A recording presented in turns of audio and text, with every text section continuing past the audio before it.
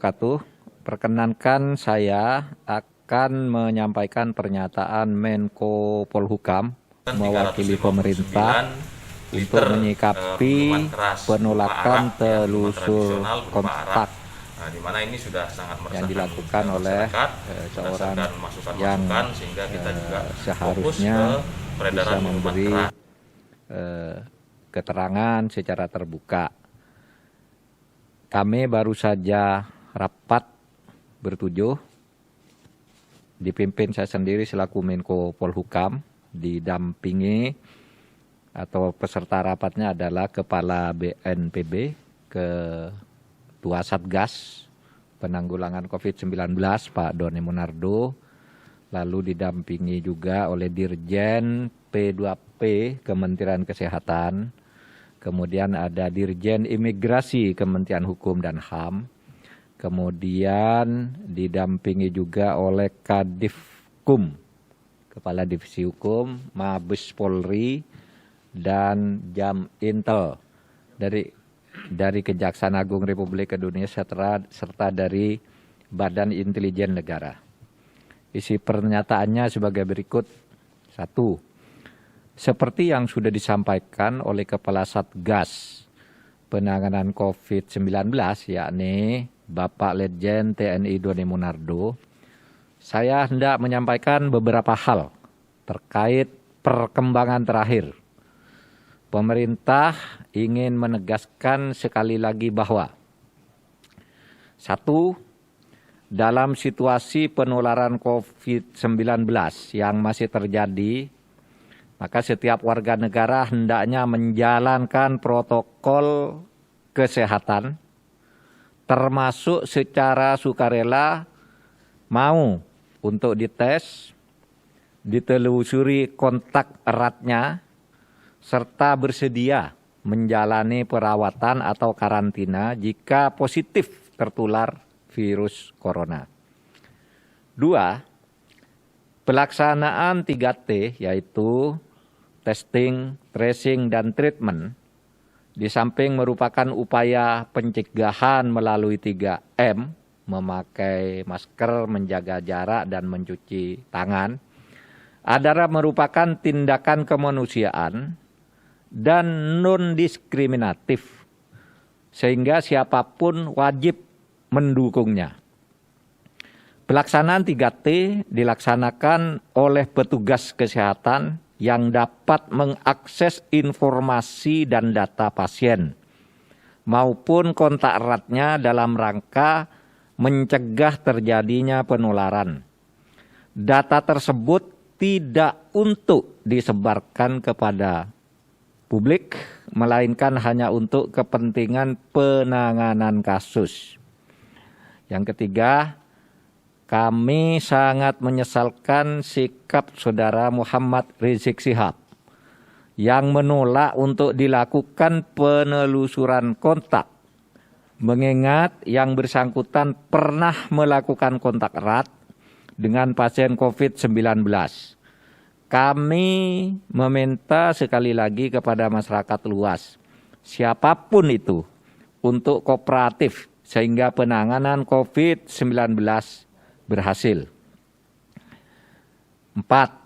Pemerintah akan melakukan langkah dan tindakan tegas bagi siapapun yang melanggar ketentuan yang membahayakan keselamatan dan kesehatan masyarakat. Nah, terkait dengan itu, maka pemerintah juga menegaskan akan terus dilakukan proses-proses hukum sesuai dengan hukum yang berlaku demi kebaikan bersama dan dalam rangka tugas negara atau tugas pemerintah untuk melaksanakan upaya pencapaian tujuan negara.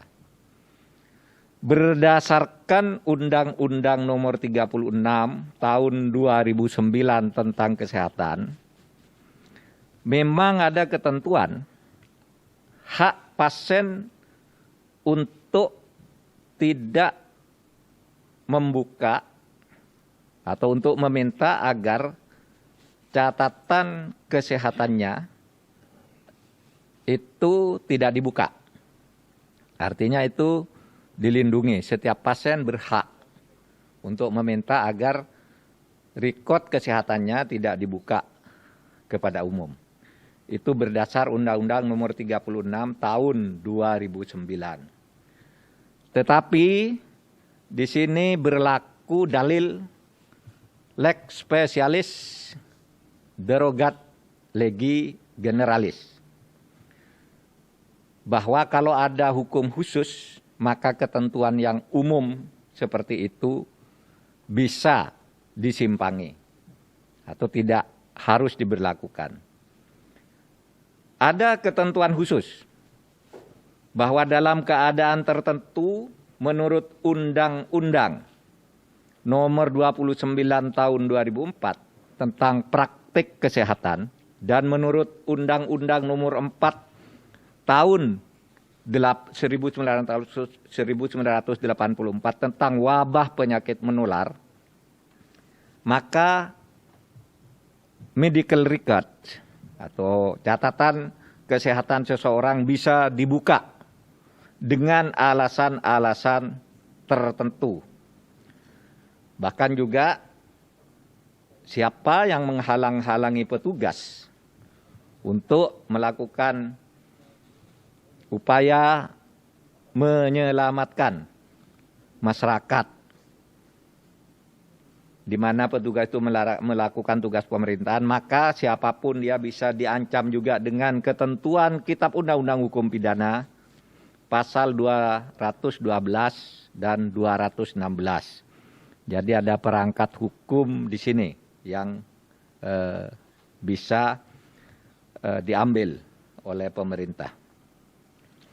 Oleh sebab itu dimohonkan kepada Saudara Muhammad Rizik Syihab untuk kooperatif dalam rangka penegakan hukum.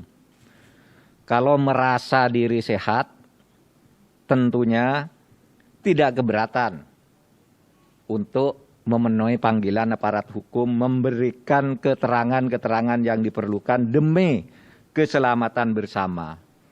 Karena seumpama pun merasa diri sehat, tidak akan menulari orang lain, bisa saja karena beliau adalah tokoh yang selalu menjadi kerumunan, bisa saja beliau terancam ditulari oleh orang lain karena kontak erat dengan orang-orang banyak yang secara teknis kesehatan itu sangat membahayakan bagi penularan COVID-19.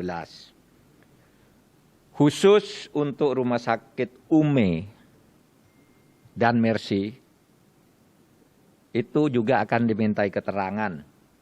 Dimintai keterangan itu mungkin hanya perlu data-data teknis gitu. Tidak mesti kalau dimintai keterangan itu sudah dinyatakan bersalah. Mungkin hanya dimintai keterangan jam berapa datang, apa yang diperlihatkan, bagaimana, siapa saja yang masuk dan sebagainya.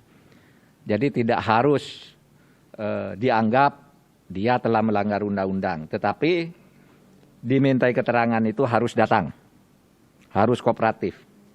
Meskipun berdasar catatan, Mercy itu tidak mempunyai laboratorium dan tidak terdaftar dalam jaringan yang memiliki kewenangan untuk melakukan tes. Sekian, tidak ada tanya jawab. Terima kasih. Assalamualaikum warahmatullahi wabarakatuh.